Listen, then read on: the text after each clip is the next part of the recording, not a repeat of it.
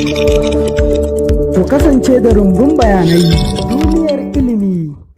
Da fari idan dai aka ce menene time travel shine tafiya a cikin lokaci, shine yadda zaka tafi gobe ko yadda zaka tafi shekara ɗaya a nan gaba ko kuma ka koma jiya ko shekaran jiya kai ko kuma ka koma ranar da aka haife ka. To ana ta samun rudani ga mutane kan cewa idan dai har mutum zai iya komawa shekara 50 ko 70 da ya wuce ba to kenan zai iya hana kakansa aure balantane har a haifi mahaifinsa shi kuma a haife shi, kaga ba zai samu ba kenan.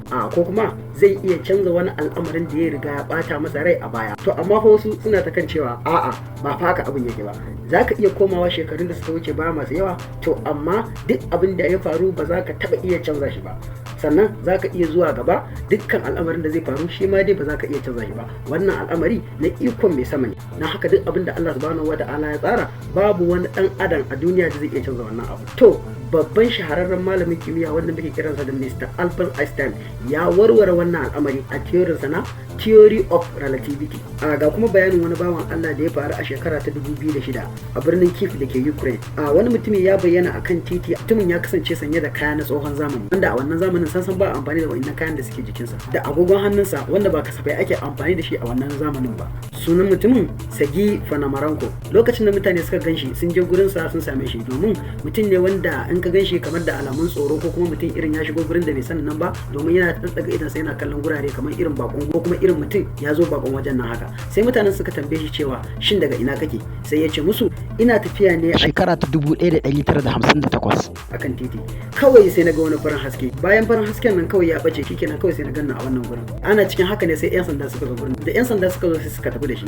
Bayan sun tafi da su sun dauka ma mahaukaci ne ko mutum wanda bai da cikakken lafiya. To amma ganin katin shaidansa na dan kasa ya sa sun cika da mamaki, domin katin dan kasan yana nuna cewa an buga katin ne a wata kasa, da kasar da ta riga ta shuɗe tun a shekara ta 1991. wannan guri kwata-kwata babu shi, ya shuɗe. Daga nan yan sandan suka sake tambayarsa cewa baka da wata hujja da za ta sake tabbatar mana asalin daga ina ne ka fito? Shikenan kawai sai ya mika musu kyamaransa. Ya mika musu kyamaransa, suka kalli kyamaran irin kyamara ce wanda aka yi amfani da ita tun zamanin da, domin kwata-kwata a wannan zamani babu irin wannan kyamara. Sai suka sake cika da mamaki suna kallon wannan mutum, suna tambayan kansu kan cewa to shin wannan wani irin mutum ne kan? Da suka duba kyamaran shi suka ga cewa ai akwai wasu hotunan da ya dauka a cikin wannan kyamara. To sai aka ce ta yaya ne za a wanko wannan hotunan da suke cikin kyamaran domin a tabbatar cewa ko za a iya gane shin wannan mutumin daga ina yake? Abin dai zai ba ku mamaki. Da aka ji aka wanko da hotuna sai aka kalli abin ya sake cakwarkudewa, ya sake dabulbulcewa, domin a jikin hoton an ga Sagi Fanamaranko tare da hoton wata budurwa a jikin wani gine-gine da ya riga ya shuɗe a baya, wanda wannan ginin a inda yake kwata-kwata babu shi a wannan zamanin.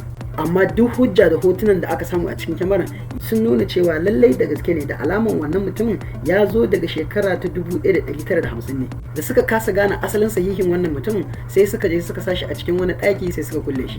Bayan kwana 4 an buɗe ɗaki sai aka ga babu Sagi Fanamaranko. Sagi Fanamaranko ya riga ya ɓace kwata-kwata baya wannan ɗakin. Kuma sun duba ɗakin babu alamun fasawa ko ɓalla windo ko kuma buɗe kwaɗo ko kuma wani abu na cewa lallai wani mutum ya yi amfani da wani abu ya fita daga cikin wannan ɗakin. Haka kawai suka shiga ɗakin suka kalli ba kowa a ciki. Bayan 'yan sanda sun je suna ta bincike sai suka samo wani abin da ya sake ba su mamaki, domin a bincikensu sun gano da cewa akwai wani mai suna Sagi Fanamaranko wanda ya ɓace tun shekara ta 1960 a cikin wannan garin da na Kyiv da ke Ukraine din. Bayan bincika hotonsa sai aka ga hotonsa ya yi daidai da wannan Sagi Fanamaranko wanda ya bayyana a wannan garin dai. A kasancewar ya bar musu wannan hoton matan a hannunsu, hakan yasa suka yi bincike har suka gano wannan matan da take jikin wannan hoton. Sai dai abin mamakin, amma fa yanzu ba budurwa bace, domin matar a lokacin da aka same ta ta kai shekara 70. Da aka bata labari sannan kuma aka tambaye ta sai ta ce Sagi Fanamaranko na rabu da shi ne tun shekara ta 1958. Daga nan ban sake ganin sa ba, domin lokacin da muka rabu da shi ya ce zai je yawon ɗaukan hotonsa kamar yadda ya saba, amma tun tafiyansa har yau ban sake ganin sa ba. Tambaya to gare ku masu kallo, shin kuna kallon wannan al'amari da wannan labari da na baku wani abu ne zai iya kasancewa? To shine wasu daga cikin mutane suke tsammanin cewa to Sagi Fanamaranko mutum ne wanda ya tafiya a cikin lokaci. Wannan abin mamaki ne. To wannan yayi tafiya ne a cikin lokaci, don haka ku ci gaba da bibiyan mu, za mu ci gaba da kawo muku labarai makamantan irin wannan a cikin wannan tasha tamu mai suna rumbun bayanai. Ku dangwala mana subscribe da share da like. Mun gode.